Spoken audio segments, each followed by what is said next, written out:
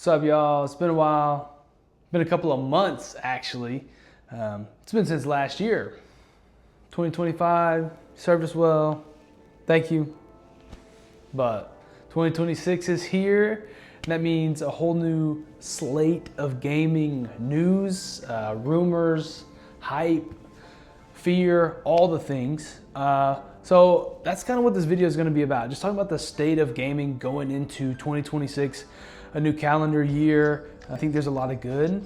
I think there's a decent amount of bad too in the scene, but what you gonna do about it? And I think there's a lot of stuff right now that's still in the middle.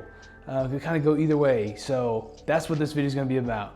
We're gonna be talking about the good, the bad, and the mid. You know, which way is it gonna fall? I'm not sure. The first good thing we're gonna talk about is the 2026 gaming lineup. The lineup of games releasing in 2026 is absolutely stacked and crazy. Most notably, elephant in the room, Grand Theft Auto 6, GTA 6. We'll talk more about that later. I have kind of some maybe hot takes on that. But outside of that, we've got Resident Evil 9 coming out. Marvel's Wolverine is supposed to release this year. We've got Soros coming out. Allegedly Pokemon Champions may release this year. Pokopia is supposed to come out, this kind of Animal Crossing, Pokemon fusion type of game. I don't know what that's gonna be like. And then Gears of War E-Day is supposed to come out, and I am very hyped for that. We love Gears of War in this house. So Gears of War E-Day as a prequel is something I'm really excited about, and I'm curious to see how that goes. And there's so many other games that are slated for 2026. I'm very hopeful. I think there's a lot. There's a lot to like, a lot more than I just said as well, but those are kind of the highlights on the top of my head. The next big thing we're going to be talking about on a positive note going into 2026 is the gaming mindset. I think a lot of gamers are starting to have a perspective shift, and the mindset around gaming is starting to change for the better. I think in recent years, there's been a lot of microtransactions and very predatory practices towards the consumer in the gaming space. Most notably, like propagated by Fortnite and Call of Duty, and like it's all love. If you are enjoying those games, like there's nothing wrong with that. But those companies have really learned how to milk their fan base and those consumers. And I think a lot of gamers, at least in my age range, early to mid 20s, are really starting to wake up to that. And they're not really taking it anymore. I think people are starting to miss kind of the golden age of gaming, where you could buy a full price game and you had whatever you needed right out of the case. Pop the game in the disc, maybe do an update, and you were good to play. But now it's update, and then you try to get in the menus and it's an absolute disaster. And a lot of gamers just aren't in support of that anymore. They're not standing for it.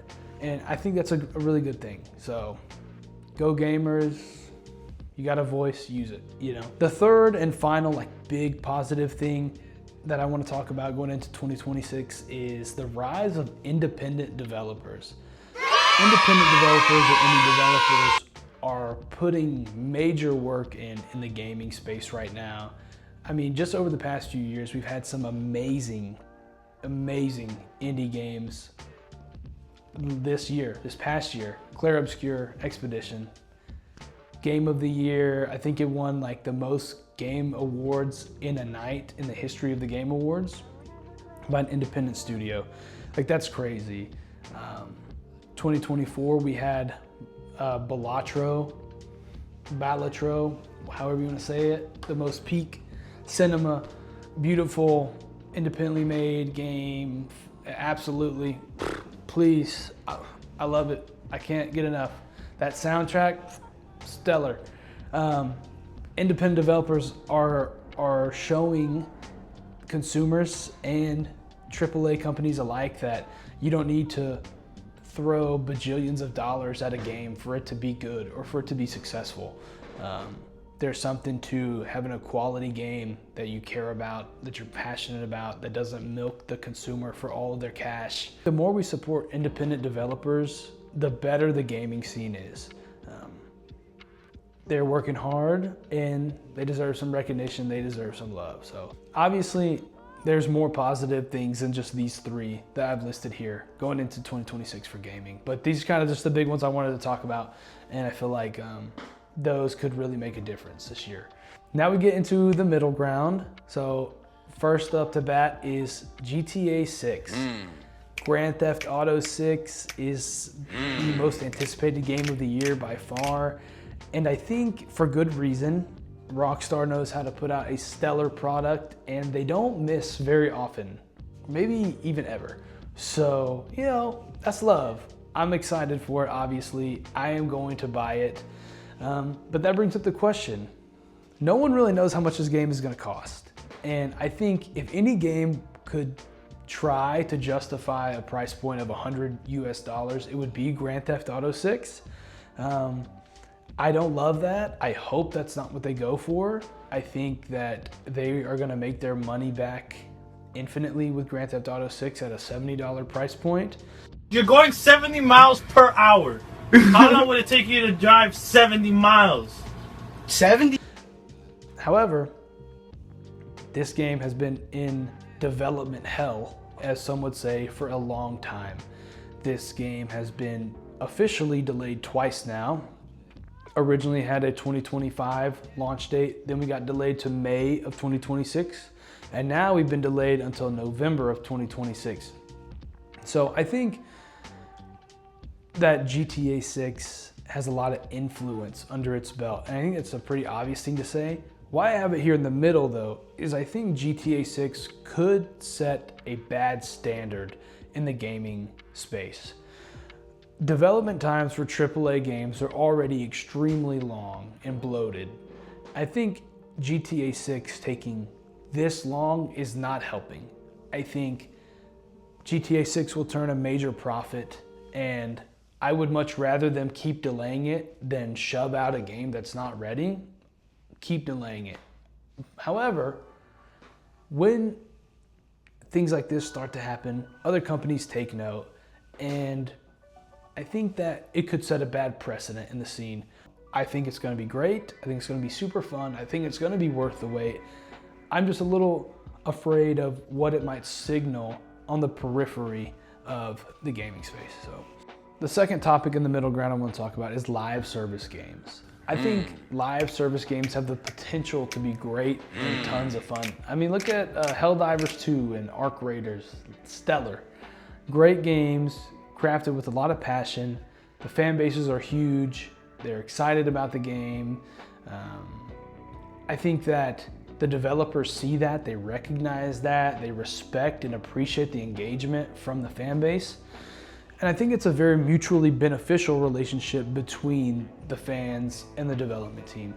However, I think some live service models can be very predatory towards the consumer. They can be riddled with unnecessary microtransactions and unfair progression techniques throughout the game's leveling systems. I think a big problem is a lot of live service games go up, they charge $40 or however much they want to, and then they just inevitably go under within a year or so because you got your foot in the door and they've probably spent a bunch of money and time developing this game.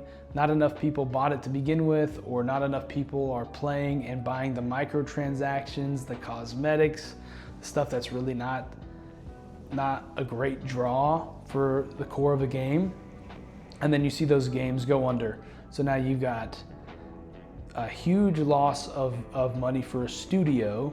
You've got another sunken game, and you've got a fan base that's upset because those games do garner a fan base.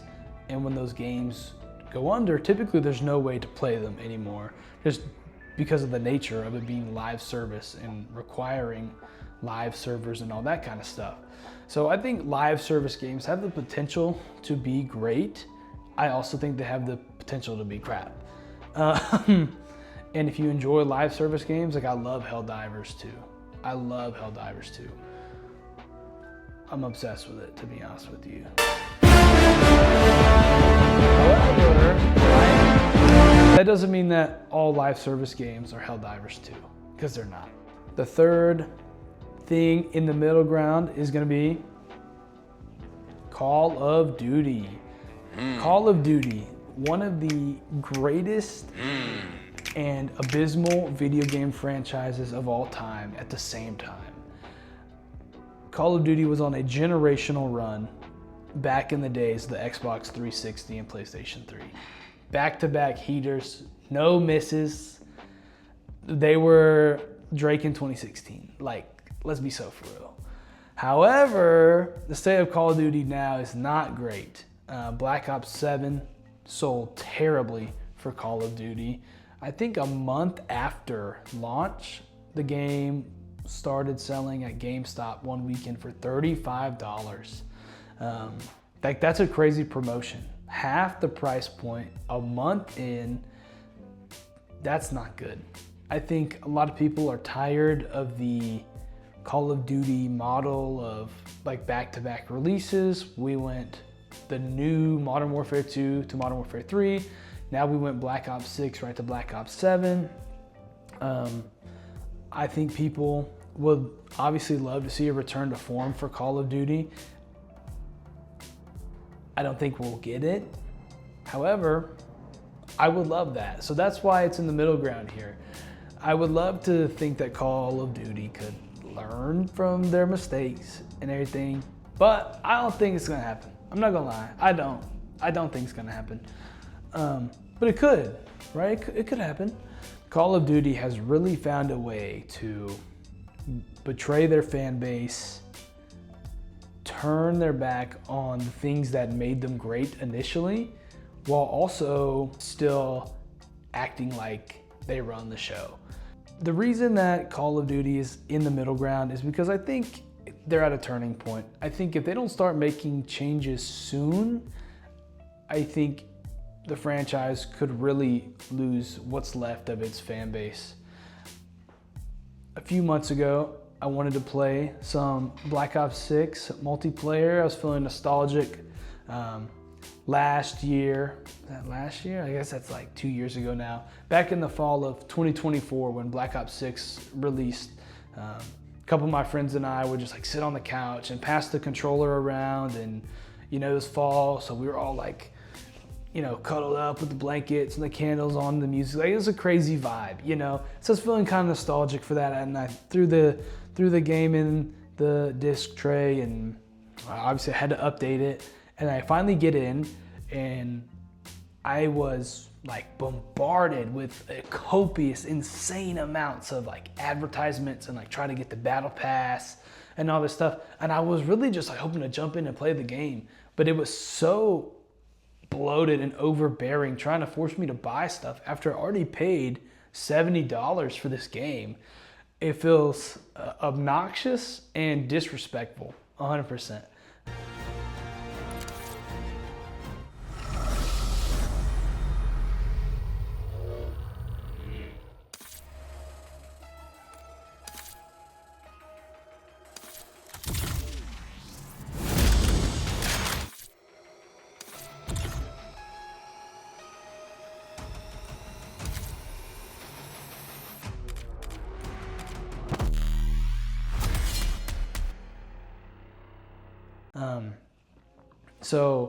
And I did end up getting into a few games, and it was fun. I think at its core, Call of Duty is still a lot of fun. However, the culture inside of the game and the relationship the studio has with its fan base and the consumer is really poor. And I think they know that now. I think Call of Duty's at a turning point. I think they have a chance to start to move back towards their roots and make a positive change. Do I think they will? No, I'm not gonna lie. I don't think that, bro. I wish, like Trippie Red said, baby, what you wishing for? Maybe you should wish it more, because that ain't happening. Oh my God! All right, next big thing, middle of the road. The Steam Machine. The Steam Machine is super interesting to me. I think that there is definitely a market that exists for the Steam Machine. I think there's a lot of console players who want to make the jump to PC and they're maybe scared. I think this is a very palatable way for console gamers to get into the PC gaming scene. The reason it's in the midline and not just a straight slam dunk, I think is a couple things. I think most notably is going to be price point. This machine, this piece of hardware, which is a fully functioning computer that has the form factor of a console, will be priced like a computer, which makes sense. However, by trying to cut into the console market, I think Steam runs the risk of being out of reach of those gamers. I think a PC price point is fair for the Steam Machine. However, I don't know how you cut into the console market with the price point of a gaming computer. I think if they're somehow able to price the Steam Machine at $700, even $750, I think they've got a shot. I think if you run it closer to $1,000, I think you're pretty much catering only to already established PC gamers or PC gamers that are ready for an upgrade or something like that. But getting console gamers to leave an ecosystem that they're already super familiar with, they already have an established game library with, I think is going to be pretty hard. I haven't announced the price, but Steam Machine is allegedly coming in 2026. So yeah. Next thing, last thing in the middle of the road is AI. AI is the hot topic right now, man. I think that AI has some good uses for sure, especially on the back end in terms of coding, perfecting code, running tests and stuff like that. I think AI can be really useful for game developers and expedite the process of game development. However, we're already seeing in cases like Call of Duty, Black Ops 7, the use of AI to create art for the game and stuff like that. And I think that is really bad. Removing the human creativity from a project, regardless of whether it's music, visual storytelling, video games, movies, whatever it may be, I think replacing the human creative element with AI is like super soulless and not a great thing long term. The creative industry is already really hard to break into, and we're trying to rob the people that have made it in that industry of their position. I think it sucks. I think that the use of AI in gaming, like generative AI, I think is not something I'm super on board with. That's just where I'm at. I don't think I could really change my mind on that. I love the idea of making developers' lives easier on the coding end of things and running tests and stuff like that. But when it comes to the creative vision, I think you just gotta leave that up to the humans. Let's be so for real. I don't want no Jarvis creating my next Halo game, and that's what it's sounding like, to be honest with you. All right, time for the bad. Here we go. First on the chopping block, my love, my greatest love, the future of the Xbox. It's not looking good for the Xbox boys. I'm not gonna lie. It's not looking good at all. I love Xbox. That's like my favorite thing. And it's going down bad anyways. The next Xbox console is rumored to be a console-computer hybrid, which brings up a lot of questions in itself. And I think that premise was really interesting and captivating before the announcement of the Steam Machine. I think the Steam Machine's announcement has absolutely slaughtered the momentum for the next Xbox console, whatever it's going to be. I think that the next Xbox console is going to be ridiculously expensive because of this hybrid console computer approach. And I'm also worried that it may not even have a disk drive in it, further alienating the built-in fan base and built-in gamer for the next generation of Xbox. Xbox's push for Game Pass is something that I could talk about for hours because I'm very against it. Now, for anyone that's watching this that is an Xbox Game Pass subscriber, you're enjoying that, you're happy with it, I'm happy for you. I'm not dunking on you. Like, do your thing. Do your thing. But I think Xbox shifting momentum away from hardware into wanting to become almost the Netflix of gaming with a subscription-based gaming service is really interesting. They've bought up all these studios and Activision and Blizzard and Bethesda and just all this stuff. They've got their hands in all these different pots, and they've doled out tons and tons of money to get these studios and stuff. And I think that Xbox Game Pass is not generating enough revenue. And I think that's why at the end of last year, we saw a 50% price increase in Xbox Game Pass subscription. I've been a tinfoil hat conspiracy theorist about Game Pass for a long time. I think it's the reason why so many Xbox-owned studios are closing down. I don't think Xbox can support them with the profit margins they're making off of Game Pass. And that's why so many games that are Xbox produced are filled with microtransactions. They want you to buy the new skin, the new cosmetic, the new battle pass, this and this and this. And I think slowly but surely, people are kind of getting done, becoming fed up with Xbox and their antics as of recent. So it's sad to see. I would love nothing more than Xbox to be in their prime and come back, but I don't know. I'm not too hopeful.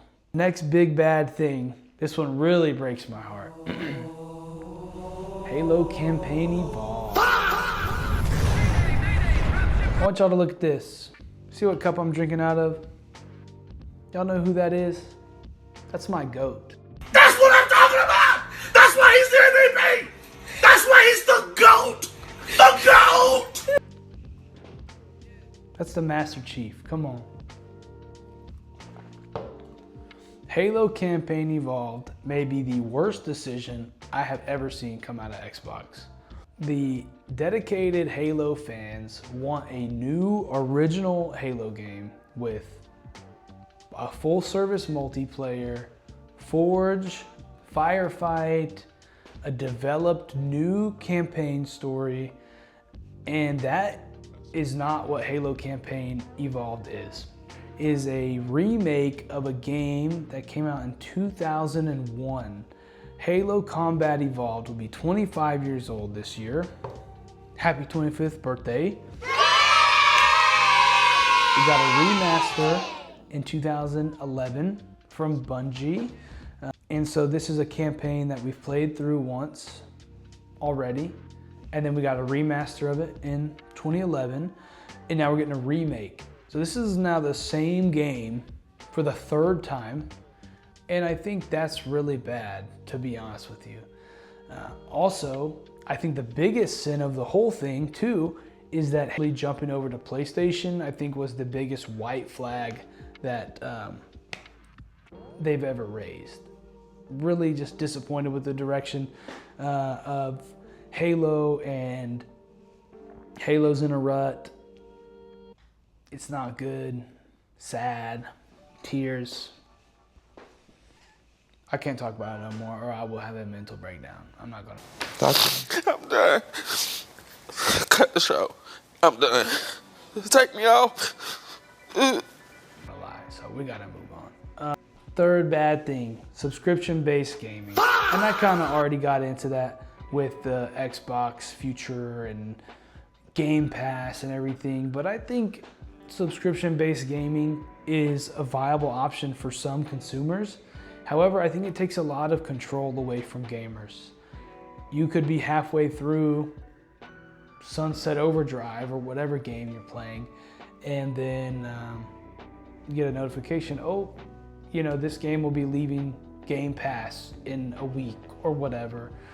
And, you know, that's not great, you know, losing your ability to finish that game or to continue playing or whatever. I think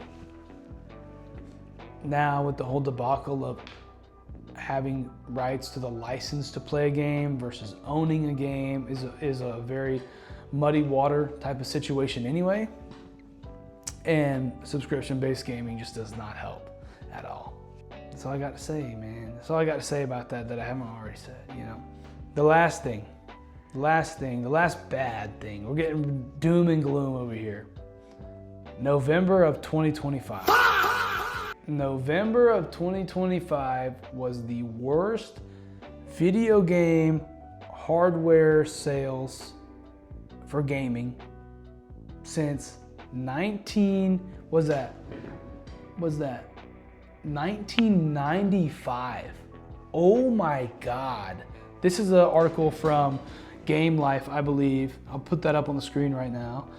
Shout out to them. This is abysmal. Listen to this. Gaming hardware for the month totaled at $695 million, a 27% drop from the November of 2024. This is the worst dollar amount for a November since 2005. The amount of actual consoles sold during the month was even worse. 1.6 million units sold compared to 1995's 1.4. This is so bad, y'all. I'm not even gonna lie. This is really bad. Xbox Series units. Sales were down over 70% compared to last November. PS5 down 40%. Switch and Switch 2 down 10%. Go Nintendo, keep it up. But I think that's really indicative of the economy is just, I think it kind of in the gutter right now. And I also think that the gaming scene in terms of the console space outside of Nintendo, because I think Nintendo is a really big exception to most of what I'm talking about here. The Xbox and PlayStation ecosystems are still leaving a lot to be desired, and that's very evident clearly by the drastic dip in sales compared to last year. So I don't love that. I think that's something to be, you know, aware of.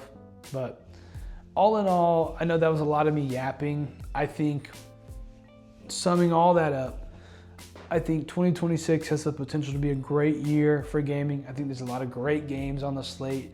I think that live service games and Call of Duty and the future of Xbox and all that kind of stuff can get a little like, oh, like gaming is on its way out or gaming is past its prime. And I don't think that's the case at all.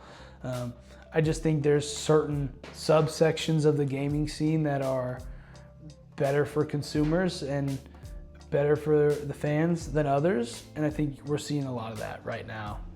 Get into some games, relax, cut off all the noise, enjoy the new games in 2026. I think we'll see how GTA 6 impacts the scene. I think you'll see a surge in hardware sales for consoles when GTA 6 comes out. I think people are going to be buying PlayStation 5s and Xbox Series out the wazoo to play GTA 6. So we always have that. Yeah, that's all I got. Appreciate you watching. 2026, we're locking in on these videos, so appreciate the love. That is kind of a long one, so appreciate you sticking in there. I will see you in the next one. Peace.